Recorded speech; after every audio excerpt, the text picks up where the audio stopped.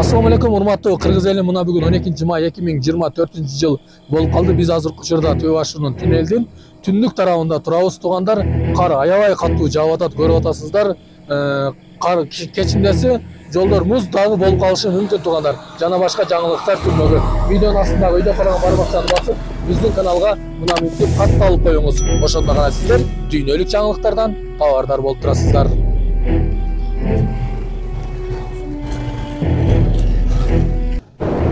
Оштогу кафеде мантынын ичинен күтүүсүз нерсе чыкты.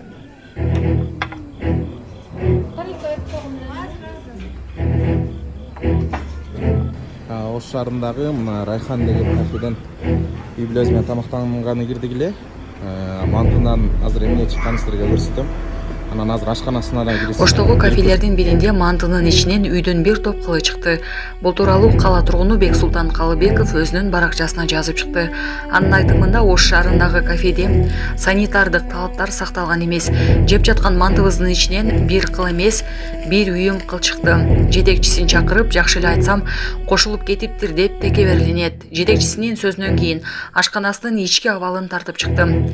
Эми ичин көрсөң кускун келет. Тазалык бир да талап сакталбаптыр деген ал. Ош шаардык санитардык эпидемиологиялык көзөмөлдөө борборунун башчысынын орун басары Сейит Курбаназаровдун айтымында бул боюнча экономика жана коммерция министрлигине кат жолдонгон. Биз бул боюнча экономика министрлигинин Ош шаарындагы башкармалыгына кат жолдогонбуз. Бирок видео материалдар жетишсиз деген жүйө менен текшерүүгө уруксат берилген жок. Бүгүн 11-май күнү Бексултан Калыбеков текшерип берүү боюнча арыз жазып кетти. Биз кайрадан экономика министрлигине кат жолдодук. Руксат берилсе, дүйшөмбү күнүнөн тарта текшеребиз. Эгер руксат берилбесе, анда текшере албайбыз, дейт Сейит Курбаназаров. Булак турмуш кежи. Санкт-Петербургда дарыяга кулаган автобус Тышкы иштер министрлиги билдирүү жасады. Санкт-Петербург шаарындагы дарыяга кулап кеткен автобустун ичинде кыргызстандыктар жок. Бул тууралуу Тышкы иштер министрлиги билдирди. 10-майда Санкт-Петербургда жүргүнчү ташыган автобус дарыяга кулап кеткен. Жол кырсыгында каза болгондордун жана жабыркагандардын арасында кыргыз жарандары жок деп билдиришти министрликтен. 10-майда Санкт-Петербург шаарында автобустун айдоочусу автобусту башкара албай калып, Мойка дарыясына кулап түшкөн. Акыркы маалыматтар боюнча кеминде 7 киши набыт болду.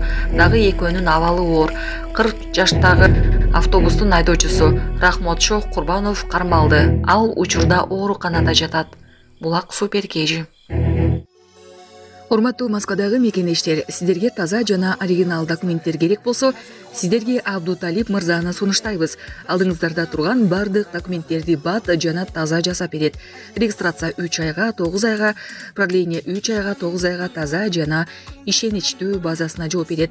Аманатка кыянат жок. Связь жана WhatsApp номер +7 916 044 66 24. Кызматыңыздарда Абдуталип. Жалал-Абадда селдин кесепетин жоюу иши уланууда.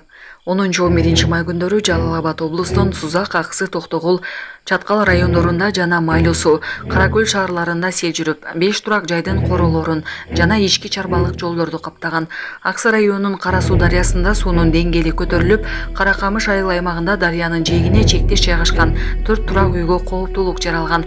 Өзгөчө кырдаалдар министрлиги бул аймактарда селдин кесепеттерин жоюу иштери жүрүп жатканын маалымдады. Ага ылайык ОКМдин жергиликтүү бөлүмдөрүнүн кызматкерлери тарабынан сел суулары тартылып, ички жолдор тазаланууда. Баткен, Жалал-Абад, Ош облустарында апрель айында да сел жүрүп, айрым райондоруна бир нече күн мурун чукул кырдаал киргизилген. Селдин кесепеттерин аныктоо үчүн атайын мекемелер аралык комиссия түзүлгөн. Булак Азаттык.